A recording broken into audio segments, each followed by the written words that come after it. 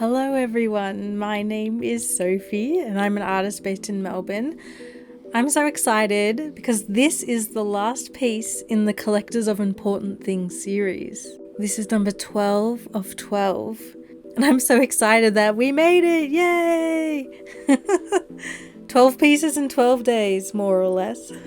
Now I can start collating my images, scanning them, photoshopping them a little bit, editing them a little bit just to adjust the colors and to remove all the little bits of dust and debris that sort of always jumps into the scanner, and then wrap it up into a nice big PDF file and send it off to the printers so they can become a 2023 calendar, wall calendar. Yay!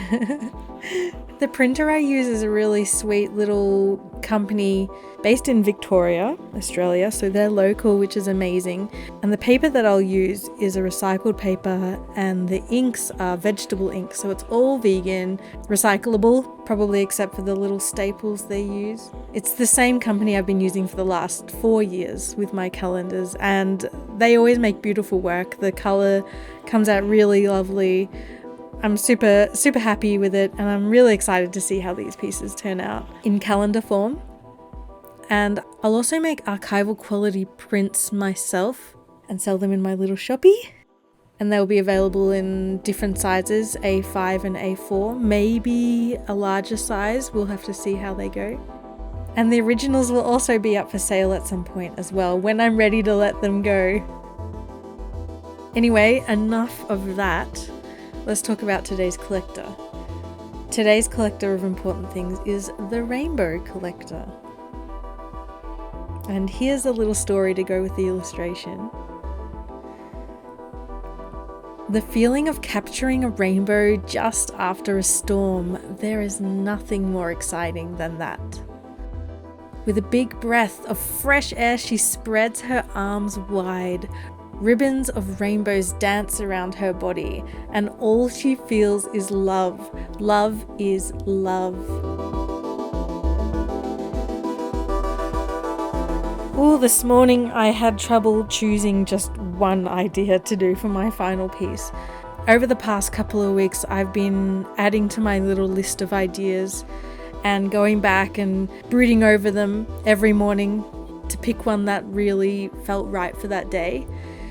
And today I really struggled. I had all these ideas popping out at me. I was going to do lightning, I was going to do beams of light, daydreams, small bugs, wonderment, dappled light. I had so many really cute ideas, but I wanted to sort of end with a bang, something really bright, something that used more than just one color. So I decided to do the Collector of Rainbows.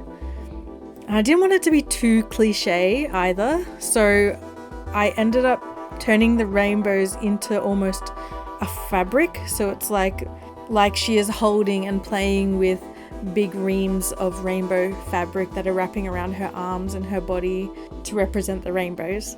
And I figured that would make some really fun rhythm and some really fun movement in the piece as well. I'd really be able to play with some shapes, which was really fun. It was a little hard to try and come up with a composition, but I feel like in my sketchbook I sort of came up with something I was happy with, at least enough for me to then sketch it onto my piece of paper. And the paper I use for painting this piece is a 300 GSM 50% cotton paper, cold pressed. I'm sure I got that in the absolute correct order by a brand called Etchalab. And I've painted this piece using acrylic gouache, which is acrylic gouache by Holbein and Turner acrylic gouache. Really beautiful paints.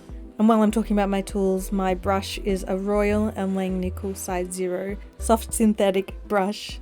It's like a lining brush. I love it. I use it all the time. Hasn't failed me yet. Anyway, I like how this piece sort of comes full circle. The first piece in the series is the Collector of Raindrops, and that collector actually has a rainbow in the piece. So yeah, I thought the fact that the final artwork is also a rainbow, also has rainbows in it, and the character themselves are blue. I don't know, it's just sort of like a nice circular story. It all comes back to rainbows. Now, obviously, rainbows signify happiness, hope, gold, riches, I don't know, and more importantly, pride for our LGBTQI plus community. And I really, really, really wanted to do a piece for them, for us, and make it really fun and cute and joyful, and include the words "love is love" in the little story as well. It's really important to me. I want people to feel seen when they look at my work, no matter how they identify, no matter how they look, how old they are, how young they are. Yeah, I want people to feel seen. And this one, it may be a little obvious, but sometimes it's good to be a little obvious. And yeah, I want my rainbow people to feel loved and seen. Same with the words. I didn't want them to be too cliche. I wanted it to be something that everyone could relate to, whether they are queer or not. So I hope that worked out. I hope that worked out for me. But it definitely was important for me to acknowledge the love is love part. But yeah, I'm very relieved to have finished the 12 pieces. I did one every single day for the last 12 days. Actually, I had 2 days off in between just because life and busyness happens. So I'm really proud of myself for really pushing through. There were plenty of days where I just wanted to sit it out and do something different or do nothing. But I pushed through, and it feels really good to have finally finished them. So you may have noticed, if you have been watching the others in the series, that I have been saying, yay, it's the final one of the series. And you're like, oh, Sophie, weren't you talking about doing an extra special 13th one all along? Yes, I'm going to do an extra special, secret, sneaky little 13th one. But I'm going to give myself a few days rest first, and then I'll be back with another one. Just you wait, it is just around the corner. And I hope you like that one too. Yeah, let me know if this collector of rainbows resonates with you, and what story you see for this character, how you interpret the illustration. I love hearing your thoughts. Also, if you haven't already, go back and have a look at the past 11 in the series. There is a playlist coming up at the end of the video you'll be able to click on. This has been one of my favourite series that I've done in ages, probably for a whole year. Last year I did a series called Nice Places to Have a Nap. They were really, really fun, and they became my calendar for this year, for 2022. I love them. Yeah, thank you so much for coming along this illustration journey with me. I hope you enjoyed it. I did. I'm giving myself a big pat on the back because this was a feat. Doing 12 illustrations once a day and making a reel/short/TikTok and a longer YouTube video all in the one day. It's been a lot. But yeah, thank you for all your beautiful comments and your stories. I've been really enjoying reading them. So give me a really big, jolly thumbs up and subscribe if you love this content, if this is the stuff of your hopes and dreams. There will definitely be more in the future.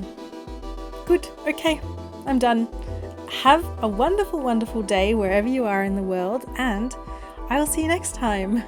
Okay, bye, bye-bye.